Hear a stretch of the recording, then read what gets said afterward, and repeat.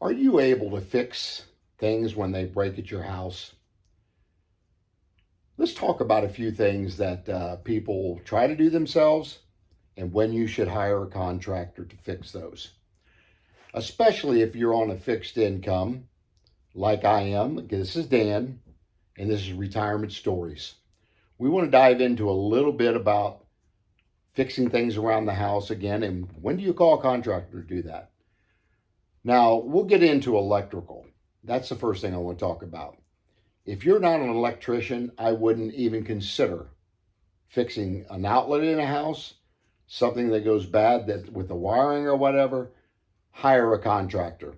They're insured, they have the experience, and if you would have a fire and they found out that you fixed that yourself, uncertified, they probably wouldn't pay for the claim.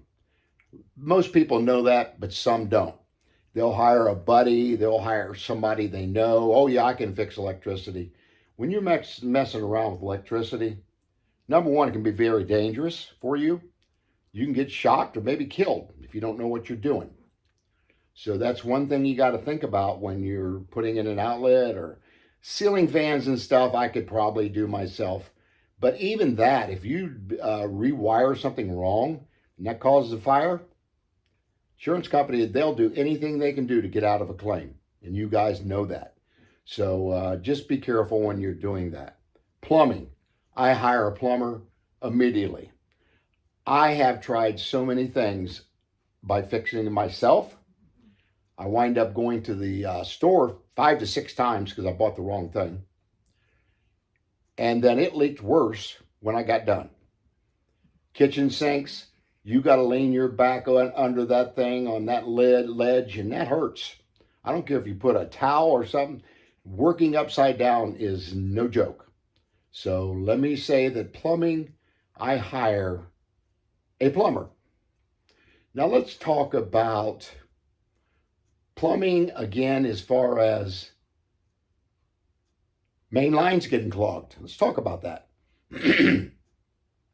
Now, if you've got trees out in the yard, maple trees or whatever, a lot of times those roots will get down into your sewer lines, your main line that goes to the sewer, and then that can clog it up very quickly. Used to be when I had trees in my front yard, I'd have to call a plumber twice a year to clean out that main. So I went ahead and put in a plastic liner. Now, in the old clay pipe that goes to the street, I had a company put in a plastic liner. And that liner is pressed into that area with extreme heat. And it actually pushes it all the way down to the end of the line.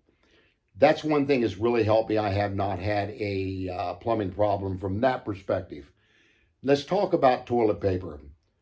You know, it seems very insignificant. Let's talk about what toilet paper can do to a main line. If you use the more expensive brands, and I'm not going to mention any names, you know who they are. They say they're the thickest, they have the best quality toilet paper. Toilet paper is toilet paper as far as I'm concerned. But a plumber told me after I had a line got clogged up between the toilet to the street, or not the street, but out close to the street, it got clogged up. And it was mainly because I was using the very expensive toilet papers because it's very thick and it'll clog a line up in a hurry. So we went to the cheaper brand and we have not had a problem with that either. So that's the only thing I really want to get into on plumbing. If you're not experienced, excuse me, I'm getting over bruised ribs here. I had a crash on my e-bike last week, which you guys probably know. And I've got bruised ribs and partially fractured rib as well, thanks to my riding stupidly on my e-bike in some snow and slush on a trail. But that's enough of that. So if I'm coughing and wheezing a little bit, that's why. When it gets to other things, fix it in the house. Can you do it yourself? I can't replace a furnace. I can't replace an air conditioner. I could watch YouTube videos and screw it up really bad probably. But I'm not one to do that.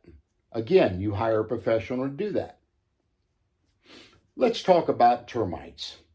I'm an ex-pest control 4-decade professional. And let me tell you, when you get termites in your house, you call the professional. Don't try to do it yourself because you don't have the experience. You don't know where to treat chemically and where to bait around the property properly. So just hire the professional. They know what they're doing. So that's one thing. You can buy all the termiticides and pesticides you want online. And I put out some videos on that too. I put out them on this channel, actually. I think I have a couple put out. How to kill cockroaches and how to kill ants, rodents. But those are simpler things that you can do yourself. But if you get termites, or sometimes you even get carpenter ants, if you don't know how to deal with them, call a professional. Because carpenter ants can do more damage to a structure than termites by far. So those are a couple things to keep in mind as far as pest control issues that you may have at your home. Let's talk about another thing that you may want to hire a professional for. Definitely automotive. When it comes to fixing cars and stuff, I'm not experienced at that stuff. I used to change brakes and batteries and alternators and serpentine belts. Some of those things are fairly simple to do, but with these newer vehicles today, with all the computers in them and all the technology that's in that vehicle, I mean, you're driving on top of a brain, you really are. So most of the time, I just take it to the shop and get it fixed. But there are things you can do on a vehicle to prevent having to take it to the shop. Keep that oil changed. If it says every 4,000 miles, get it done. Now, these oil change places will say do it every 3,000 miles regardless.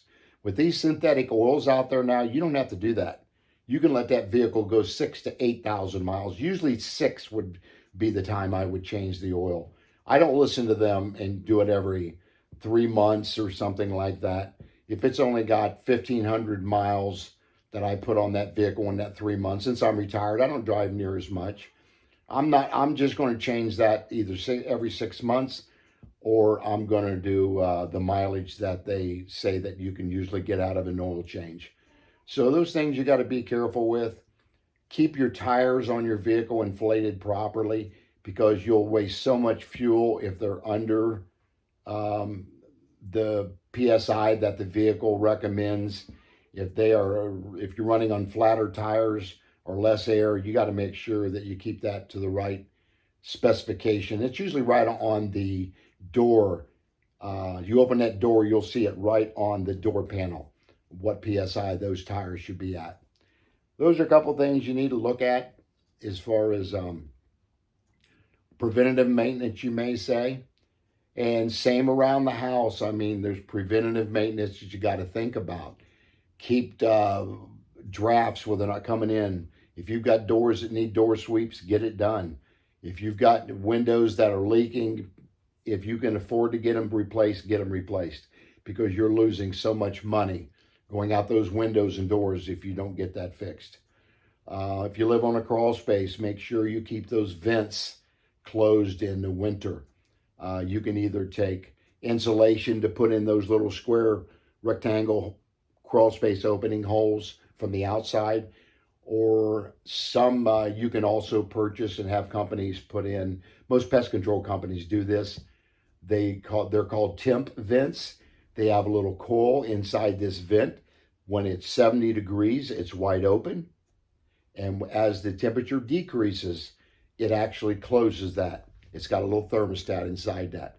So those are some of the things that will keep your house warmer, especially as far as that goes too. But as far as other things that you need to hire a professional for, there are several things I'm probably not even mentioning. I don't get into fixing dryers and refrigerators because they're so complicated anymore, especially with all the electronics in them.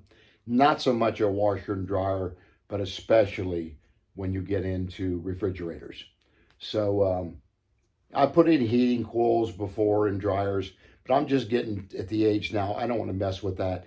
If I can afford to get it done, I'll go ahead and call somebody to fix that for me.